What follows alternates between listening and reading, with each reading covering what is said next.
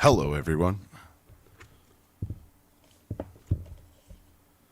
Hello, everyone, and welcome to the Freemasons Podcast. We're going to be doing a 2-hour thing. I'm starting off the first half. The ginger should be up here at about 6 o'clock, and we're going to be doing the Santa episode, not Santa Sabotage. It's going to be the winter solstice. We're going to be talking about Saint Nick and Santa Claus.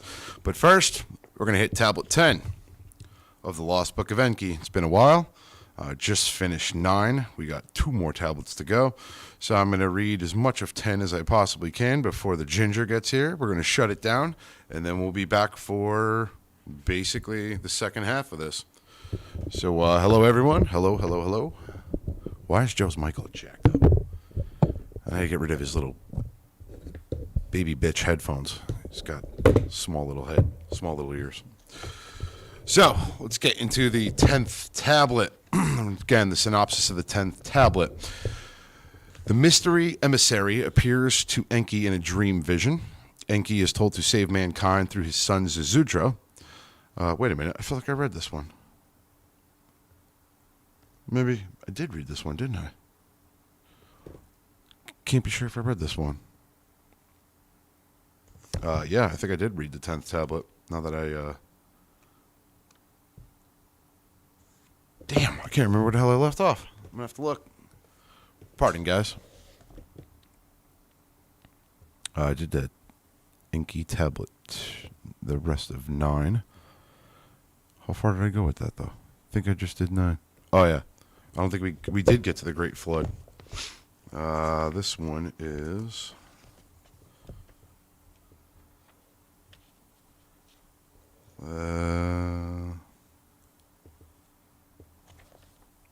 Give me a second, brothers. Is that table really big or is George really small? I'm small. I'm a little guy. Don't start this shit, Garrett, please. Oh, I got your message today. Garrett, he messaged me.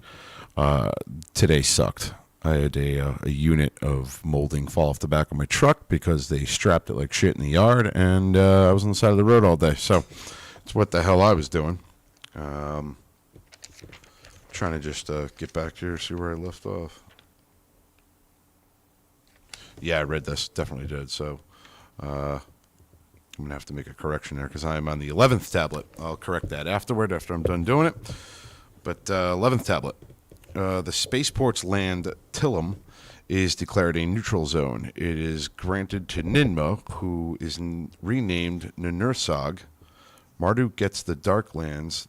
The Enlilites, the Olden Lands. Marduk's grandson's quarrel. Satu murders Ansar.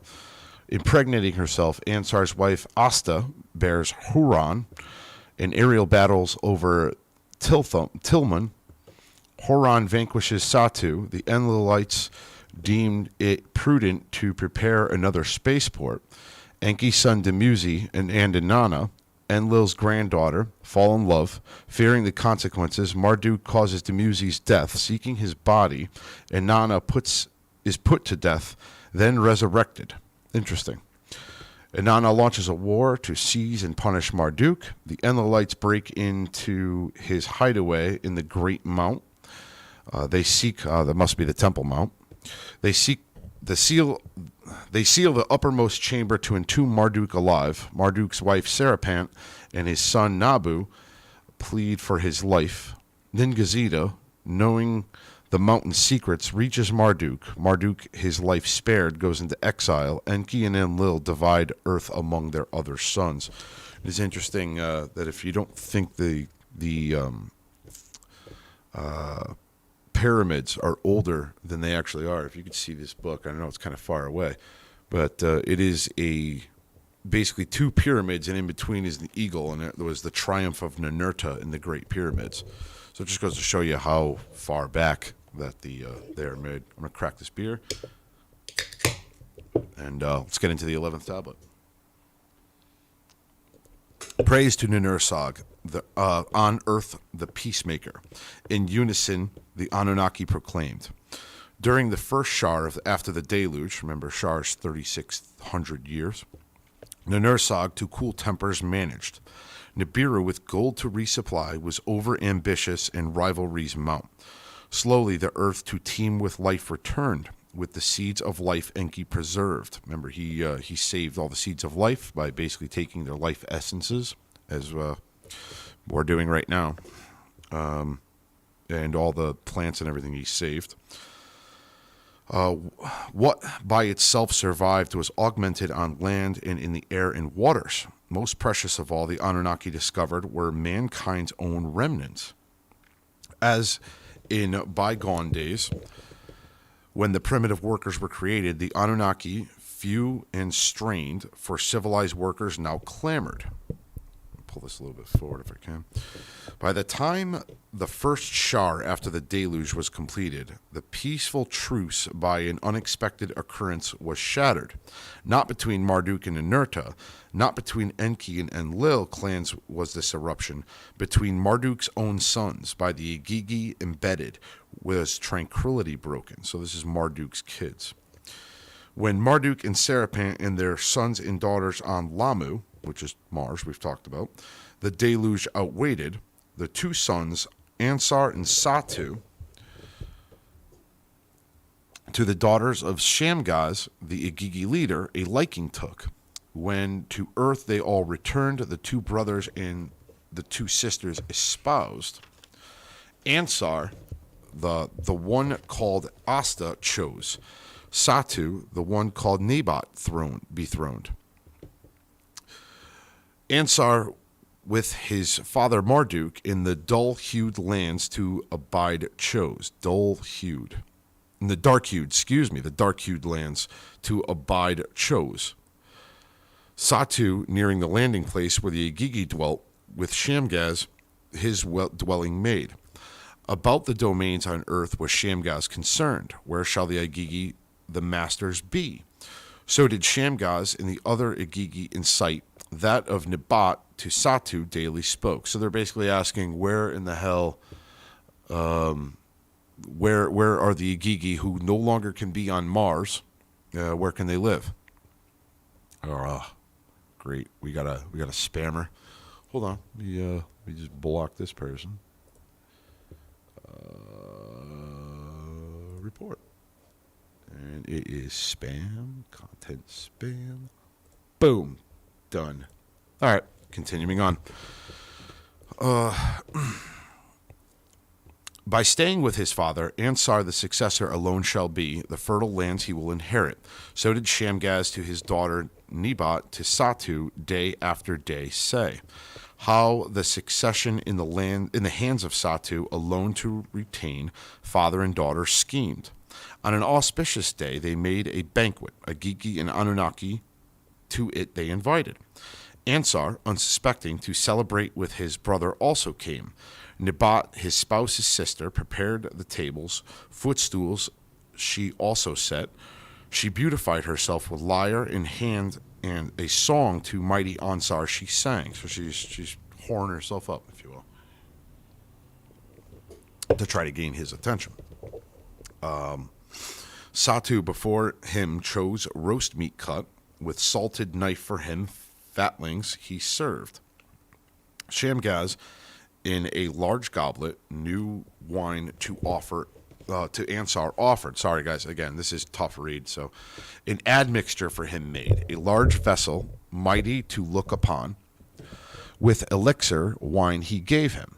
In good humor was Ansar. Merrily he arose and sang. With cymbals in his hand he chanted. Then by the admixture wine he was overcome. He slipped him a mick. That's what he did. He slipped him a mick. To the ground he fell. Let us for sound sleep take him. The host to others at the banquet said. They Ansar to another chamber carried. In a coffin they laid him. Oh shit, they're burying him alive. The coffin with tight seals they closed. Into the sea they threw it. Oh shit. They tossed his ass in the sea. It's shitty. When word of what happened Asta reached to Marduk, her husband's father, she raised a wailing. Ansar to his death in the sea depths was brutally thrown. Quickly must be the coffin found. They searched the sea for Ansar's coffin. By the shores of the dark-hued land it was found. Inside a stiff body of Ansar lay. From his nostrils the breath of life departed. Inside the stiff body of excuse me, Marduk, his clothes rent. On his forehead he put ashes. My son, Serapent cried and wept. That's Marduk's wife, so his mother.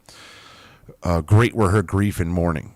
Enki was distraught and wept. The curse of Cain, Kain, Cain, or Cain, is repeated.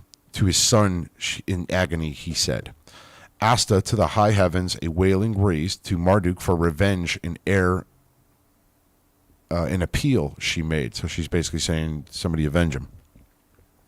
Satu his death must meet. By your own seed a successor let me conceive. Let by your name his name be remembered, the lineage surviving. This, alas, cannot be done, Enki to Marduk and Asta said. The brother who killed the brother's brother must be the keeper. For this Satu must be spared. By the seed and heir to Asar you must conceive. In other words, all right, let me break this down Jarhead style. What he's basically saying is you can't kill the other son because then the bloodline or the name line will die with Satu. So because Ansar is already dead, Satu is the other brother, and there's no one else to carry on the male lineage. So rather than killing Satu, you have to conceive another child. By these twists of fate, Asta was baffled. Distraught, the rules to defy, she was determined. Before the body of Asar was wrapped in a shroud in a shrine preserved. Now that's interesting because that's, I believe, Jewish tradition, is to wrap the body in a shroud.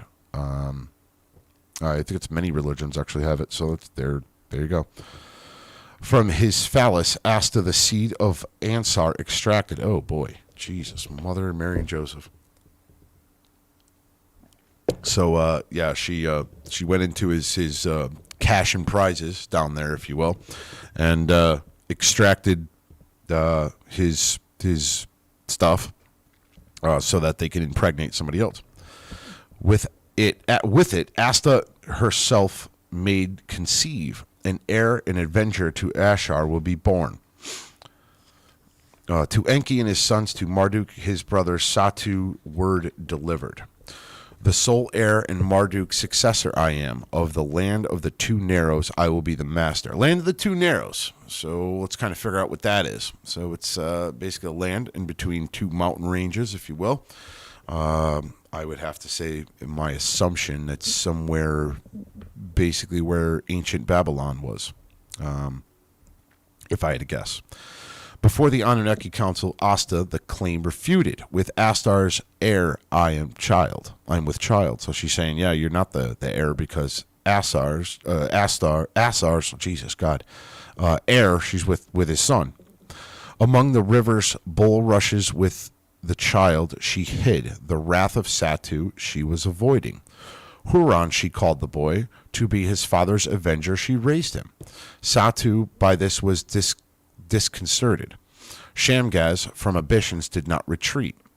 From earth year to earth year, the Agigi and their offspring from the landing place spread. Unto the borders of Tillim, I apologize. Ninhursag's sacred region, closer they moved. To overrun the place of the celestial chariots, the Agigi and their earthlings threatened. Oh, so we're seeing a little bit of a, I guess you will, the civil war of these people. Because you have the Agigi are moving closer and closer to the celestial chariots place with earthlings. So these are your wars of where the gods were using earthlings to help them fight. In the dark-hued lands, the child Huron, by Earth's quick life cycles to a hero grew. By his great uncle Gibble was Huron adopted. By him he was trained and instructed. From him, Gibble's wings sandals for soaring fashioned. To fly like a falcon he was able. For him, winged sandals. Well, there's your Icarus story right there in Greek mythology. Gibble was given winged sandals for flying, and like a falcon he was able to. So there's your Kid Icarus reference in Greek mythology. From him, Gibble a divine harpoon made. Its arrow bolts of missiles were. There you go. In the highlands of the south did him Gibble the arts of metals and smithing teach. The secret of metal called iron Gibble to Huron revealed. From it weapons Huron made, from loyal earthlings an army he raised. To challenge Satu and the Agigi northward, across land and river they marched.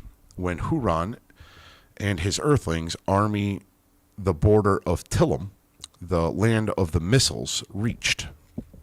Satu to Huron words of challenge sent. So they're going to have a pissing contest, if you will. Between us two alone is the conflict. Let us one in contest meet. In the skies above Tillam, I want to know what Tillam is. Tilmun. Interesting. In the skies above Tillam, Satu in his whirlwind for combat, Huron waited. When Huron toward him like a falcon skyward soared, a poisoned dart at him Satu shot, like a scorpion sting, it Huron felled. Again, I'm seeing a lot of, I guess you can say, Kid Icarus is what the story of Icarus here, because again he flew up to the sky and they shot him and he fell out of the sky. When Asta this saw, a cry to heavens she sent forth. For Ningazida she cried out. From his celestial boat Ningazida came down to save the hero. For his mother he came. With magic powers Ningazida the poison to benevolent blood converted. So he got rid of the poison. By morning was Huron healed. From the dead he was returned. Then with a fiery pillar like a heavenly fish with fins and fiery tail, Ningazida to Huron provided. Its eyes from blue to red to blue, their colors changed. What the hell is that? It's an interesting weapon, whatever the hell it is. Toward the triumphant Satu, Huron in a fiery pillar soared. Far and wide, each other they chased. Fierce and deadly was the battle. At first, Huron's fiery pillar was hit. Then with his harpoon, Huron Satu smote. To the ground, Satu crashing came down. By Huron in tethers, he was bound. So Satu's toast. He got his ass whooped. When before the council, Huron with his captive uncle came. They saw that he was blinded, his testicles squashed, like a discarded jar he stood. Jesus. Let Satu, blind and airless, live. So did Asta to the council say. To end his days as a mortal, among the Agigi, the council his fate determined. Triumphant was Huron, declared the throne of his father to inherit. On a metal tablet was the council's decision inscribed. In the Hall of Records they placed it. That's interesting. Hall of Records. I believe that's in the... where did I hear that Hall of Records before? Was that in... I believe that was in the Emerald Tablets of Thoth. I believe that was in there, which is interesting that it's being talked about in here as well. In his abode, Marduk with decision was pleased. By what had happened he was sorrowed. Though Huron, a son of Asar, his son was. From Shemgaz the Agigi he descended. A domain, one as among the Anunnaki allocated, to him was not given. Having lost both sons in each other, Marduk and Serpent Solstice sought. In time to them, another son was born, Nabu, prophecy bearer, they named him. Now, this is the account of why in the faraway, a new chariot place was built. This is called the faraway. I just want to go out and say that most of where we've been talking has been Mesopotamia, Egypt, and they talk about the land to the north, the cedar, where the cedar places or the cedar trees are. That I believe is Lebanon, which again is the cedar trees are in Lebanon. That's on their flag of the country right now. So when they're talking about the far away, this is where I believe that they're talking about South America, where you have the Nazca lines. I could be wrong, but this is just kind of what I'm thinking. And again, I've read this before, so we're going to dive into this right now. Now, this is the account of why in the fairway the new chariot place was built, and the love of Dumuzi and Inanna that Marduk by Dumuzi's death disrupted. It was after the contesting of Horon and Satu and their aerial battle over Tilim that Enki his 3 sons to council summoned. With concern to them of what was happening, he said, "In the beginning the earthlings in our image and after our likeness we made. Now the Anunnaki offspring in the image and likeness of earthlings became." Then it was Cain, who his brother killed, and now a son of Marduk, his brother killed. For the first time ever, the Anunnaki offspring from earthlings an army raised. So this is the first. Oh, okay. So he's basically saying that this is the first time that an Anunnaki offspring ever raised a army of earthlings. So the earthlings weren't never used in combat before. Weapons from metal of the Anunnaki is secret in their hands be placed. Oh, so the earthlings were taught how to make weapons. From the days when Alalu and Anzu are legitimacy challenged, disruption and rule breaking by the Agigi continued. Now the beacon peaks in the domain of Marduk are located. The landing place by the Agigi is held. Oh, okay. So the landing place may be where they landed back on Earth after the deluge, which would be the Twin Peaks. Either it's going to be the Mount Ararat, or in here Arata, or it's going to be Egypt. Now toward the chariot place of the chariots, the Agigi are advancing. Okay, so yeah, it's definitely from basically Babylon, south of the Mount Ararat. They're working their way down to Egypt, and if we know, the story of the Philistines, they were constantly in war with Egypt. In the name of Satu, to all heaven-earth facilities they claim will lay. So did Enlil to his 3 sons say. To take counter steps to them he proposed. An alternative heaven-earth facility in secret establish we must. Let it in Anurta's land be beyond the oceans, in the midst of trusted earthlings come to be. So he's talking about past the oceans, which I'm assuming he means the Atlantic, to the other side of the world, and do it in secret. Thus was the secret mission in the hands of Ninurta entrusted, in the mountain lands beyond the oceans, beside the great lake, Lake Titicaca, maybe.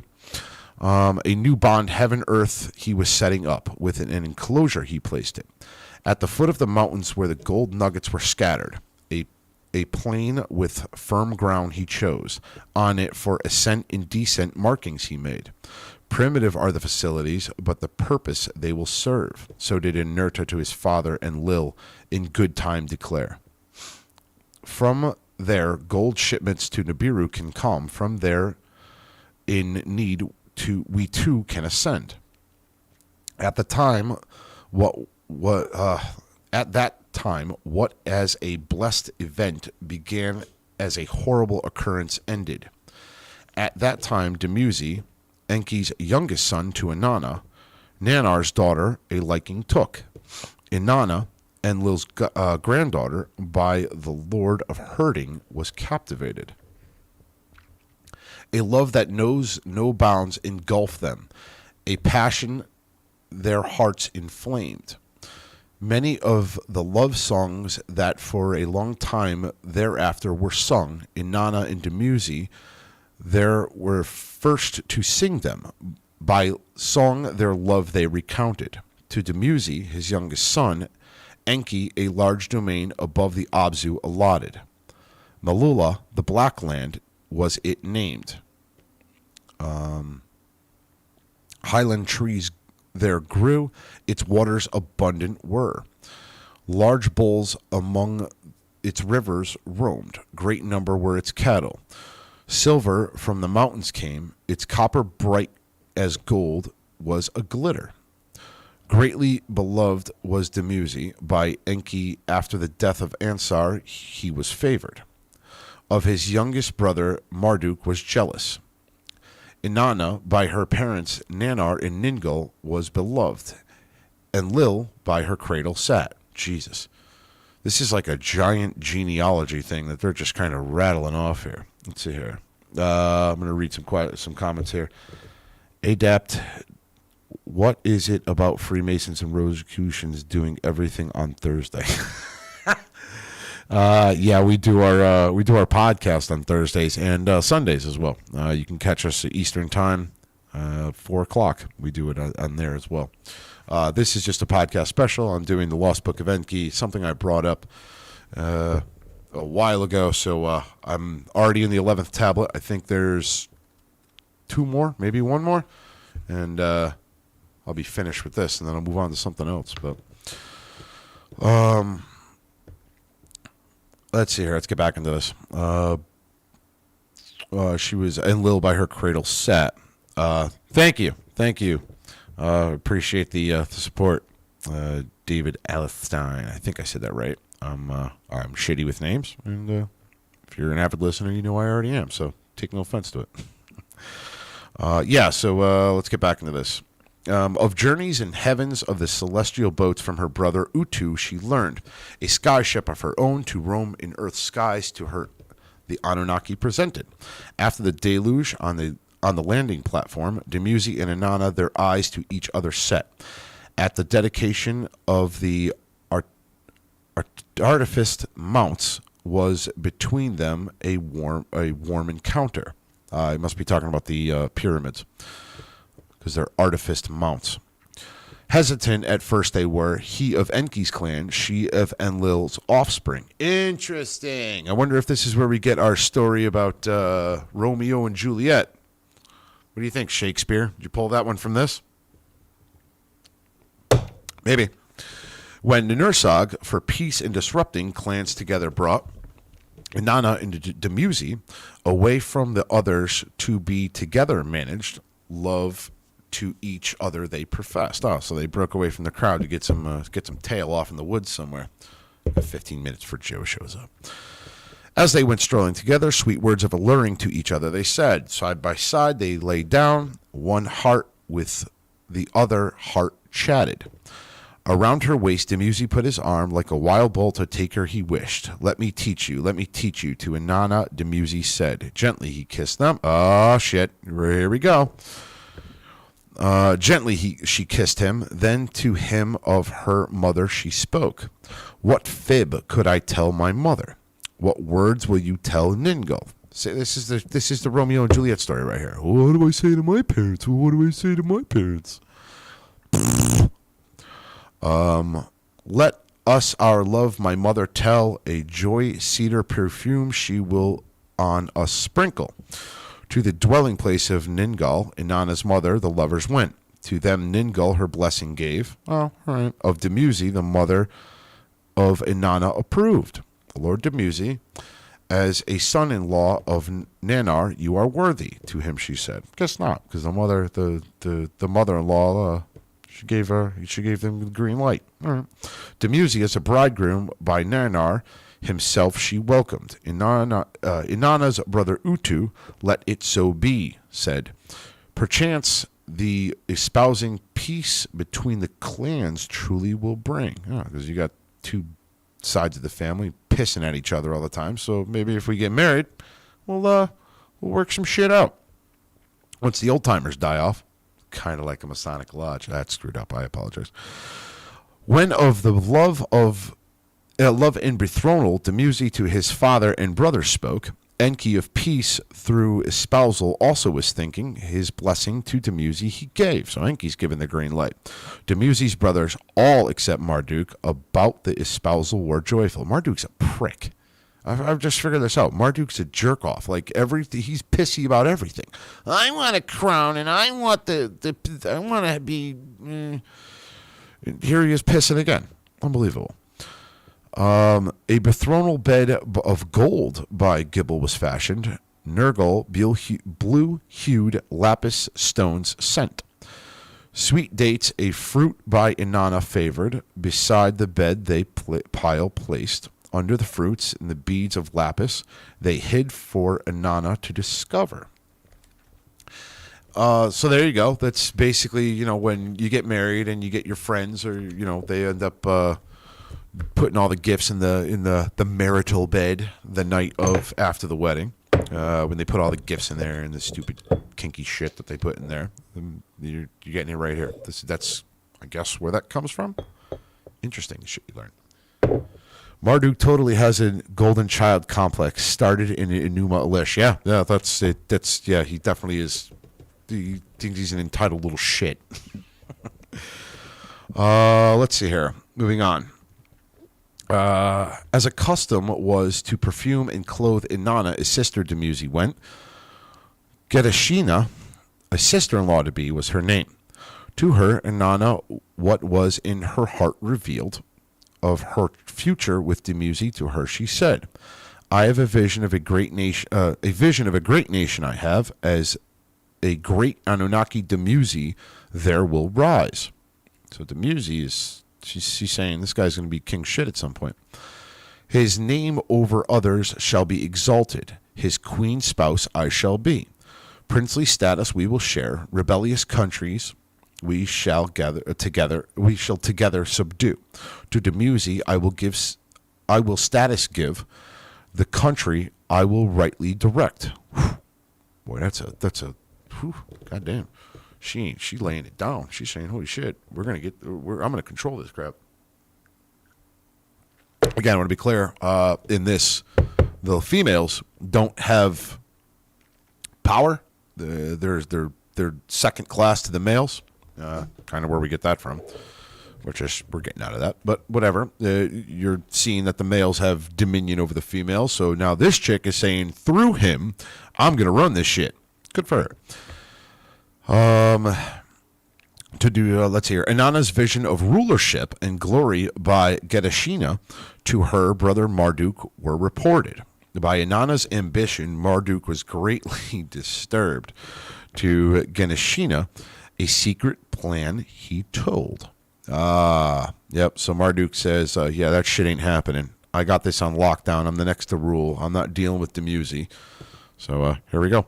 To her brother Dumuzi, to the herder's dwelling, Gedashina went.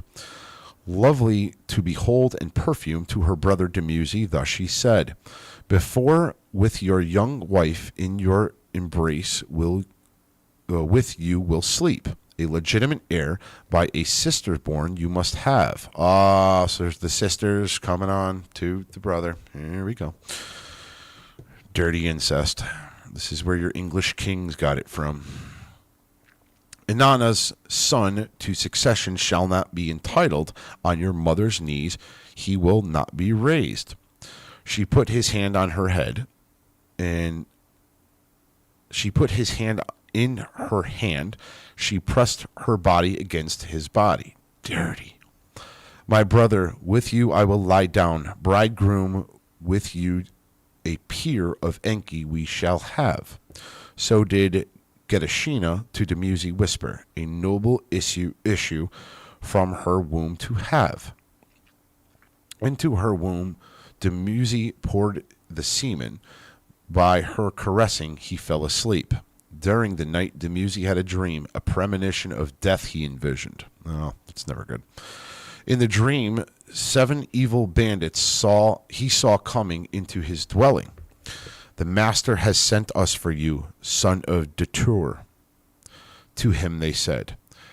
They chased away his ewes, his lambs, and kids they drove away. The headdress of the lordship they took off his head, the royal robe off his body they tore, the staff of shepherding they took and broke, his cup from his peg they threw down. Naked and barefooted they seized him, in fetters they his hands bound. In the name of the princely bird and the falcon they left him dying. Disturbed and startled, Dumuzi in the middle of the night awoke. To Gedashina the dream he told. The dream is not favorable, Gedashina.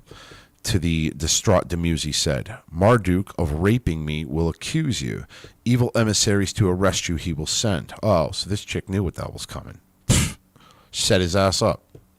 Don't trust them if they come. Do they make it easy? Don't trust them. That's all I'm saying. And that goes either way. Make them work for it. To try you and disgrace you, he will order the liaison with Enlilite to disunite. As a wounded beast, Demuzi, a cry roared out. Betrayal, betrayal, he shouted. Yeah, no shit. You got your ass set up. To Utu, Inanna's brother, help me, words he sent. The name of his father Enki as a talisman he uttered. Through the desert of Emush, the snake's desert, Demuzi rushed to escape. To the place of mighty waterfalls from the evildoers he ran and hid. When the gushing waters, the rocks to slippery smoothness made, Demuzi slipped and fell. The onrushing waters his lifeless body in a white froth swept away. Oh, shit. So this guy didn't even get a chance to get assassinated. His dumbass slipped on wet rocks and busted his grape open, and the waters took him away. Matt Goldswizzle, what's going on, brother? We're going to be getting into a real episode in about, whenever Joe shows up. So I'm halfway through this tablet. It's quite long. And so I'm going to shut this off here. I'm going to give Joe a chance to get up here, and we'll be back. And I want to thank you guys for tuning in. Again, that was Lost Book of Enki. We're about halfway through it, and we'll continue on. Let me know what you guys think about that crazy shit. A lot of correlations, I think, with modern-day stories. Again, brought up the Kid Icarus, brought up the story of Romeo and Juliet, Shakespeare. I'm sure he's tied into some of this stuff. And a dumbass who got played and then busted his ass and cracked his head open. Nice. Anyway, for the Freemason podcast, like I said, stick around. We'll be back in about 10, 15 minutes.